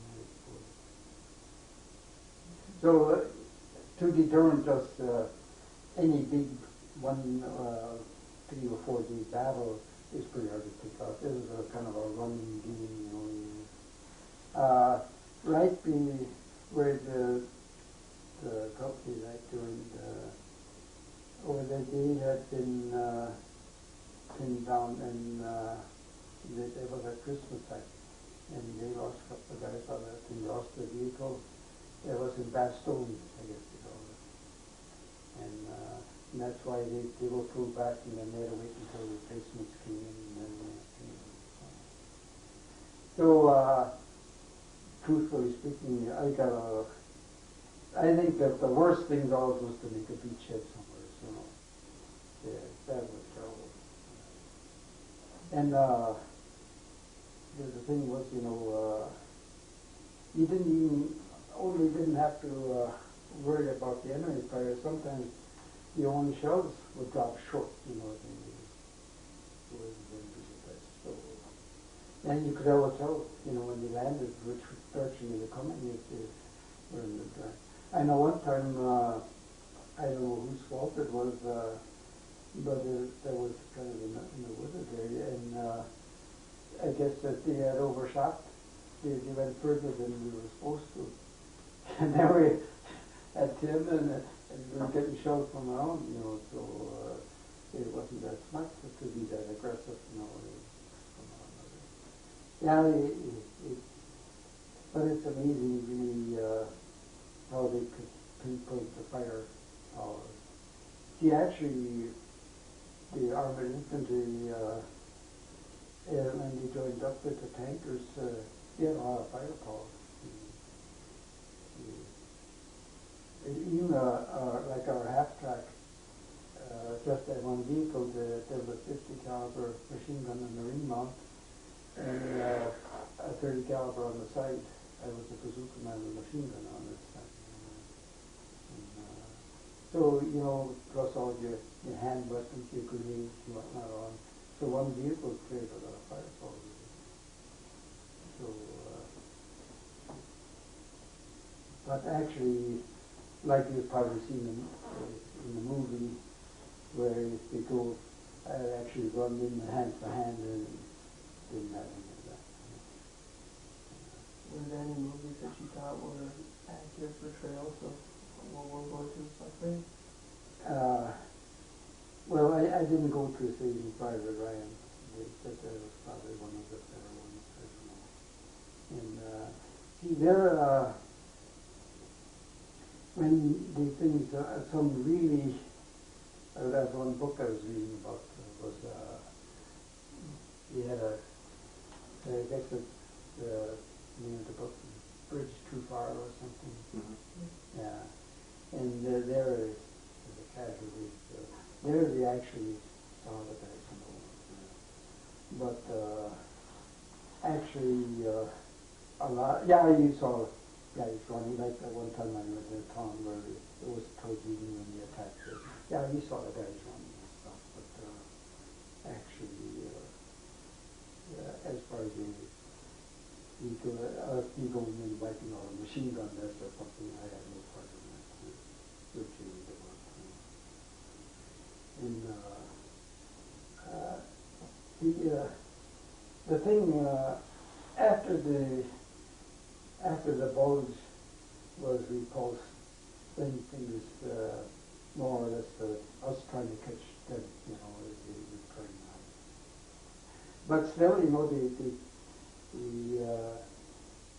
always leave behind a few snipers, They probably shoot once or twice, and then they go in the hole, and you couldn't stop a whole convoy on account of one guy. So, yeah, the lieutenant got shot at the remount. Like if you drive along the bottom road, and the sniper shot from up down, he was sitting there, and all of a sudden there's on top of the driver, and he ended up running into the bank in the ditch, and well, then all the machine guns, they just sprayed as it led up there.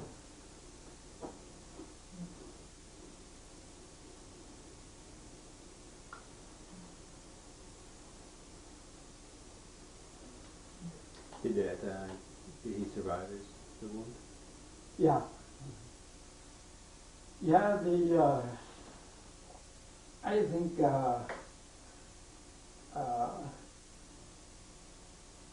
if any chance at all, the wounded, I think most of them survived. They have pretty good, always a medic around, come with their jeeps. But they got a rough ride on the jeeps. They have a stretcher carrier laying over the hood, and then they had him tied on the back, kind of. And the one guy was shot, and he was trying to load him up, and then first thing they lost a grip on him, and they dropped him. It's tough there. Was Luftwaffe involved much in any of the activities? Did you guys get strafed by any of the fighters? We did twice, I think. And that was more or less powered by only by several planes. It wasn't to get attacked. But it scares the hell out of you. Boy, everybody scrambles quick for a whole summer to dive into. But the also what we feared was in the wooded areas, if we would stop there, or one time you had to dig into the wooded area, and you had to cover your foxhole with trees or trunks, or because the feared, what do you call it, tree burst. It would, shell would chop off the tree, and it would come down and fall. Good stuff. But otherwise, as long as it's a little different than probably than the regular foot infantry. See, these armored infantry, they didn't walk too much. We pull up the town or we had to clear out the roadblock, or if we had to clear out the town, if they hadn't shown up the white flag yet, and then we'd have to dismount and clean it up. But And that probably amounts to 2-3 hours or 4 hours, depending on how big the town was. Yeah. But there was a time when the church people was kind of a sacred thing. They wouldn't touch it until too many snipers would sit in the church towers and they shoot at the guys. And after that, there's open game for. I know it's kind of a funny thing. Really, shouldn't say funny thing, but ironically, one time we were back and there was Sunday and that church was not too far up. And we went to church to take your rifles. Naturally, you never go anywhere without your rifle. Take your rifle and stuff. We crowded into church with your rifle. And there was a big hole in the roof, you know, as cold as I can get from that thing.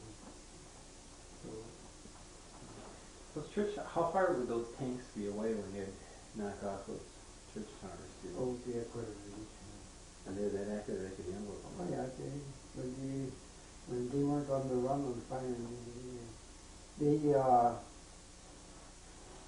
I don't know, just to see, I wasn't a tanker, I'm not quite how it worked, but they had a coaxial machine gun, 50 caliber, I think, that would shoot out a tracer, and they kind of figure out the range with that, and then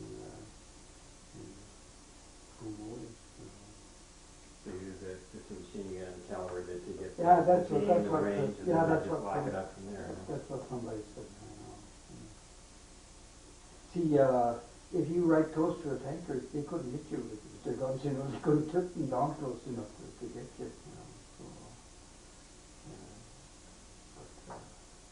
And as a bazooka guy, you'd want to know that kind of stuff. yeah, I know that kind of stuff. How long were you on a bazooka knife? That happened pretty quick when I got there. Was encouraging yourself. Yeah, but you know, it wouldn't be so bad. The tanks, as a rule, they didn't stay on the road. They'd go the road and through the ditch and through the fences and like a barbed wire fence. That didn't mean nothing. They run by two. So it wasn't, and you know, how the tank goes out of the steer, you know, and you had to hang on for your life with that stuff. So I had two things to try to control it. No, I hated it when it was our turn to ride the tank. They all needed, you know. And one company one day had to ride the tank, and another company had to ride the tank. Was there any advantage to riding? Was the tank just simply a way to move you guys so you didn't have to walk, or was there some military? Yeah, that's right, yeah. There's a way to, so they'd have some firepower besides the big gun, you know. Okay, also in case somebody is trying. Yeah, yeah. Just wanting, yeah, you've probably seen over in pictures of the museum somewhere, picture of the tiger tank. Quite a track, I think, as well as the table. It was a huge thing. Could the bazooka ever destroy it? Or? Yeah, they said the only chance you have for that is hit the track just right with where the track rode on the rollers or something. You had to get it in there. Or where the tank spun on the turret. If you could hit that just right, you could probably. But that tiger tank, I'm sure, it's that big arm on that little bazooka. I looked at my bazooka and I looked at that tiger tank and I thought, how am I doing here, you know? So, no, yeah, that's the only way you could disable the tank. How many tanks would be in a group then? If Oh, we're American. I don't know. See, in a company there were always four half tracks to a company, and I don't know how many tanks would be. Oh, yeah, it must be. I forget how the ranking goes. You know, the company or a platoon or division, you know. It's hard to say just how many were in it. There was a designated number of tanks that were in there. Were there more tanks than half-tracks? No, I would say not. And probably, I shouldn't say that, you know, you don't look around to see how much is moving around. You're just trying to do your best to hang on and whatever. And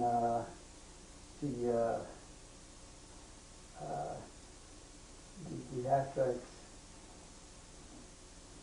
probably there were more half-tracks than tanks, because when the guys from the half-tracks rode on the tanks, you know, the half-tracks still followed, the others still followed them. So it wasn't just that the tanks were there, it was us on the back of it, only another bunch of half-tracks followed that. So it was just how many were involved in it, I don't know. But they did, you know, then in the spring we got it in muddy, you know, and stuff. And did stuff in one of it, that pulled the other one out. It was kind of the captain's runner, he was barreled around with a jeep, you know, and I don't know how many runners came into he get shot. And anyhow, that one got stuck, and then he was a Frenchman, anyhow, French descendant. Lebris was his name, and he was kind of, we all call him Breezy Lebris. And anyhow, he got himself stuck, and he was trying to flag our half-track on him. And that's the, you learn how to drive. And then all of a sudden he stopped anyhow and put him off. There's one thing, as a rule, the guys kept their humor up, you know, but made the best of whatever.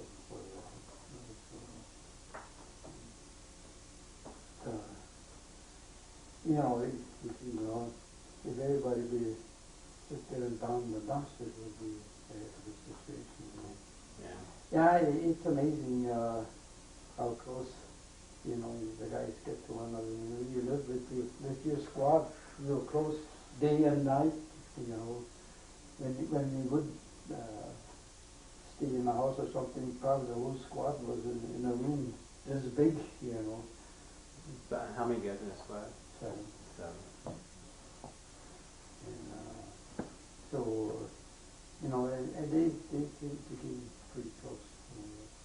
Most of your advantage, you know, just didn't take for you to pick a fight from another dog. That wouldn't be smart. You know. But yeah, when it come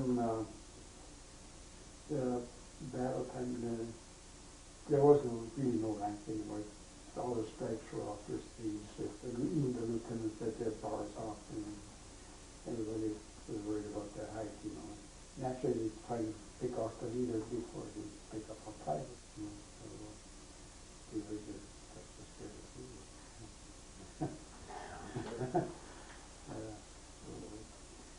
but those half-tracks, you know, they had a steel plate that they could put in the windshield, and they just had a little strip to look through. They had to be pretty good drivers, you know. So, same with the tankers, you know, if they were busting up there. And sometimes they are pretty good maneuvers to keep them around. Yeah. I suppose even with that amount of height, though, for a sniper, that probably was a great pointy target, too, if they could get a good angle on that. Yeah, see, like that guy was the same. That's the person shot. And the convoy doesn't go 30 miles an hour, you know, and but if they have to good shot, they do that. Yeah. Of all the experiences you had, was there anything that was particularly vivid that you remember? Not more overall, except that Tiger tank here, that kind of struck our chord there. And I would see the one night where the priests were not with us on the attack. Yeah, some of those guys got shot too. And actually, like the medics, you know, they had no gun or anything. All the protection they had was this Red Cross on their helmet. Was that respected at all? I mean, by the do you think? I would say a good percent of the time. Oh, it was. Yeah. So they might be casually incidentally, but Yeah, probably right. not likely that they were actually. And I know that the one guy one time Ben Tomfield, the guy, he got shot. You know, probably maybe the guy didn't even know there was a medic. Yeah. Yeah, you always kind of worried when they hollered out medic up front, you know. Were the medics like aware it was respected? Would they go out in heavy fire, make themselves really open and go get the guy, or was it they would come up when the guy was retrievable? No, when he hollered medic up front, he had to run. He had to go. He couldn't wait until Yeah, it was wondered, how they would pick medics in the first place, If you just at random, I guess. Probably the guy had no idea of being a medic, and he was made a medic, just like he made a truck driver out of a baker, probably. They want to train you their way, and not what you were used to. So that's the first time I heard they never volunteer for anything. They ask for truck drivers, don't volunteer. They end up pushing the wheelbarrow somewhere or something.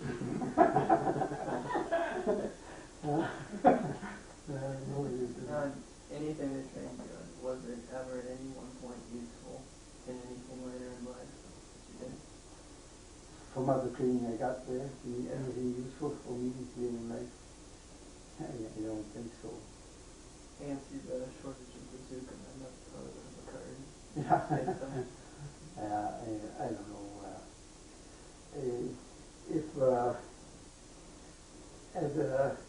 I know we've always would, when we sit around and talk, we always thought that the other guy had a little better deal. We thought that the fly boys had a better deal. Sure, they were exposed probably half an hour for some gunfire, and then we got home in the warm bed, and we were exposed sometimes for many hours, and no warm bed to crawl into. Or then we thought that should have gone to the Navy. Christ, drowning didn't appeal to me. So I don't know. I think the best job is to drive the donut truck. Yeah, they had a donut truck. Once in a while, they'd catch up to the rest areas. The donut truck, everybody running out there donuts. Most guys really feel like they want to drive the donut truck, or did you ever come across those guys who just, really love to fight and wanted to fight? We're not satisfied unless they fight. I don't think so. I think at the end everybody was ready to go out because guys got shot the last day yet, and he didn't know. He thought we were lucky so far. He was just the last day to get shot. But otherwise,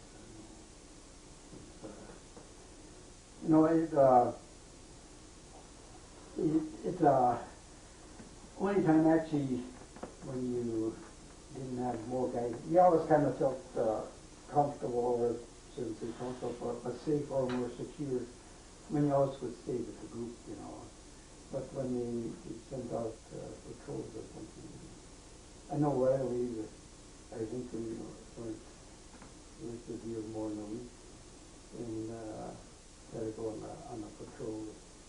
He said that the thing was, there was a little creek, or a little more than the creek. Was probably 10 feet wide, but not too deep, and it had a bridge. And on the other, where we were, and then further over, was a hill hilly country there, and we weren't sure if that was occupied by enemy. So they would send out a patrol to see what was happening. And it was, Army intelligence. yeah, and then, you know, they said if you do choose to go across the bridge, everybody walk on the same plank. If the first one made it across the plank without blowing up, then the rest would be all right too. Who's first? Or you could go to the river. It was cold in the winter. So, well, but the guys decided they're going to take a chance on the bridge, take all the plank. And the dumb part, it really was scary for me. I was supposed to be in charge of the group, and they gave me some motion shots on, so guys could get a shot. I know what you want to be shot. And we made it across the bridge and went our ways, and we thought everything was pretty clear. It didn't seem that all of a sudden damn fence posts started disappearing right next to me. One was what they call a burp gun. The thing that you didn't hear a shot, it just sort of whop and went off about 20 rounds just like that, you know. They weren't accurate at all, but it was a terrifying weapon, you know. So then we knew it was occupied. But and then we didn't hunt out that plank anymore. So we went. A bunch of planks were okay, huh? And God, and I had one guy with me there that he was a damn hillbilly from Tennessee or wherever. And he says, "Oh hell, I'm going to walk." There were some stones. They were covered with water, just a little bit. And boy, those things are slippery as hell when they're covered with water. But God, and that guy who trips across those, we ran right across the one rock to the other. I went in the water. But I knew I couldn't. When I watched him, I thought, geez, it's simple enough. But so you could tell those rocks were just as smooth and slick as could be. So I didn't want to do that. You stumble and fall in, then you're wet from top to bottom. This was wet from the bottom. That was about it. Then you come back. Well, we'll stay a while now.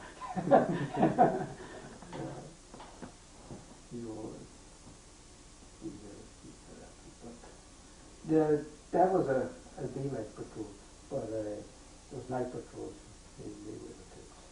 How many people were going on nighttime patrol? Patrol probably 3, 4. We didn't send too many guys, you know.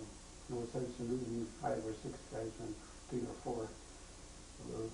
We'll find out what they want to find out. You know. In some of those times with the rural kids, would they be better at some of this stuff because they were hunters and had been used to being in the woods and moving quietly and that those things were a New York City kid, or did it not make any difference? I really don't know. Some of them by then had pretty well adapted. Of course, some of them never would make their children. And I think by that time what the heck was it, the ratio? It took 10 soldiers in the back line to support one in the front line. Well, to get the supplies, we got all the paperwork and everything else. And, they said it took one guy. It took 10 guys in the back to supply one guy. So you could tell, you know, we had to bring the fuel up, the gas up. Anything, gas, ammunition, food.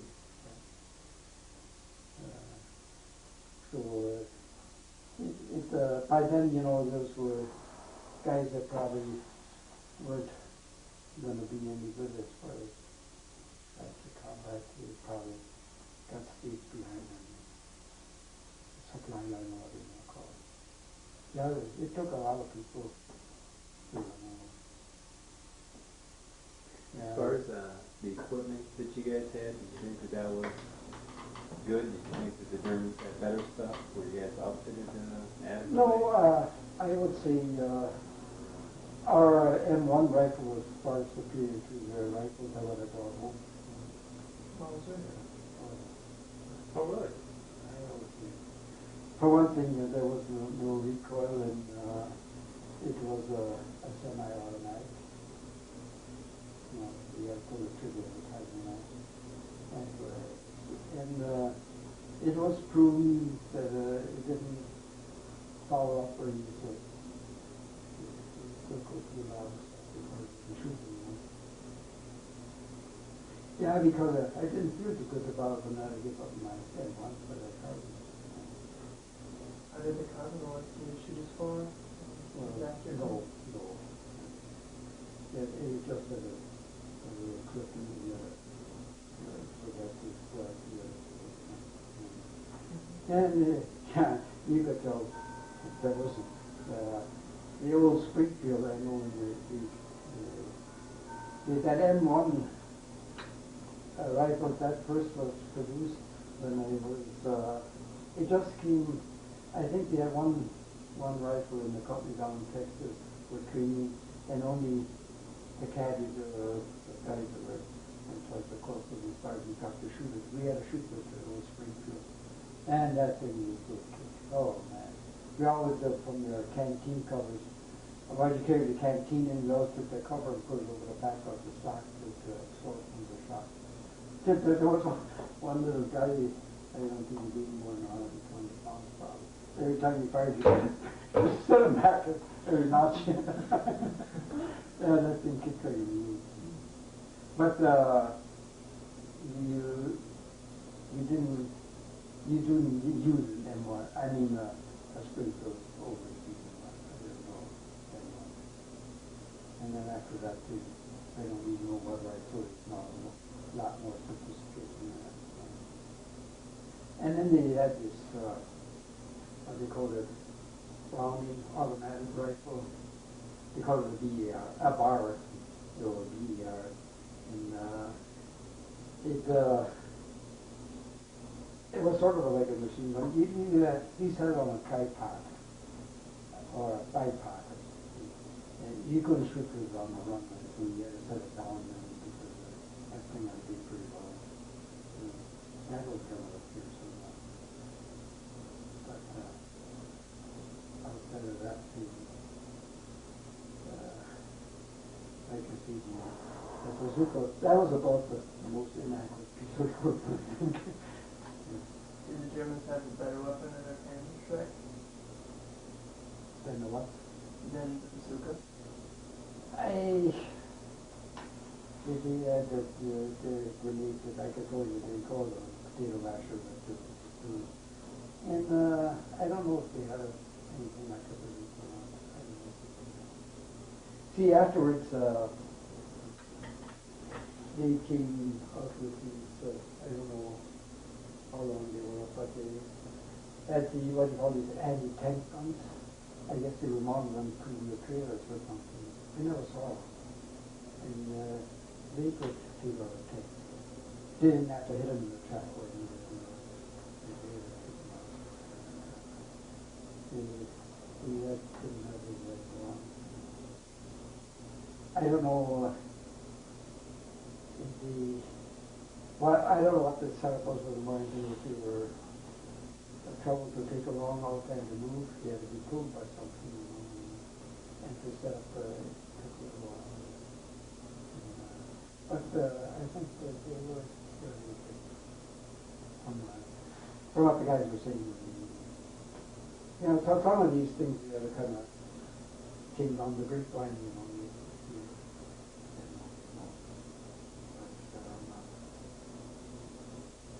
But in the long run, the guy that from Burger Ford, of course, he had a little easier talking. He was the assistant driver. But he said, yeah, he thinks he'd have to, if there will be, he'd have to go again. Maybe that it wasn't too bad a deal. You know. I thought the door wagon was a better deal. There were very few of those. Not a lot of need to replace those guys either, huh? I don't think, but he didn't volunteer for any other one, you know. Yeah, and he had some men driving around with him to cook the donuts too, you know. Hell of a deal. Yeah, he had a hell of a deal. Well, Pickles, Yep. you got everything that you need? Everything. Well, thanks, Dad. Well, yeah, it was fine. I don't know if we're going to get much out of that or not, whatever. It's perfect. Oh, yeah, I think so. But I think these guys that ended up in the South Pacific, when they took one island after another, I think ran into a lot of pretty close border fighting, where you actually threw a hand grenade in order to save the life of the So you're darn lucky you got ill earlier. You've been over on that. Yeah, but if we wouldn't, if they wouldn't have thought that we had colors, that boat for us, that 40 boat for us, they got kicked the hell out of them. Yeah, that was one of these quick things to set up and fire in advance, you know, and whereas when it was an aircraft, the 90 millimeter guns, he didn't set those up that fast. And that was what you had to kind of bury and the outriggers, what they call outriggers, supported the guns, and you got the wheels on. There were two on the side and one in the back. It was kind of if they had to dig those in, that took a lot of digging and stuff. But at the first time I was on one of those 90 millimeter guns at Fort Sheridan, that came down out to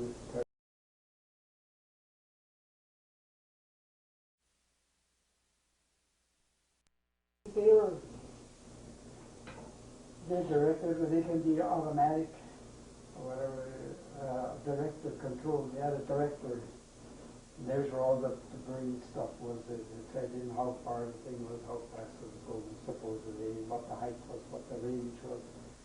And that was fed into the director. And then the director, in turn, relayed that back to, they put the gun in automatic, and that gun would move around by itself, you know. And so it was kind of interesting how we zeroed those things all in. If the moon was out, they would, everybody, all the gun sergeants, they had a sight on the leading edge of the moon.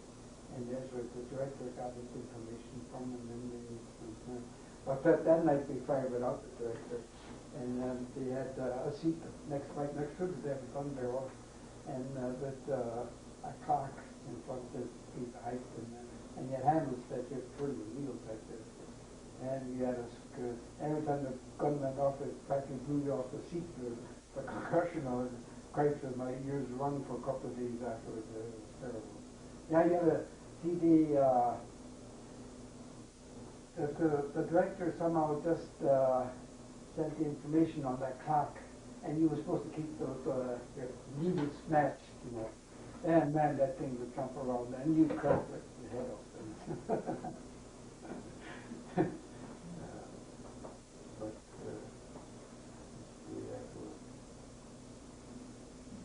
Okay.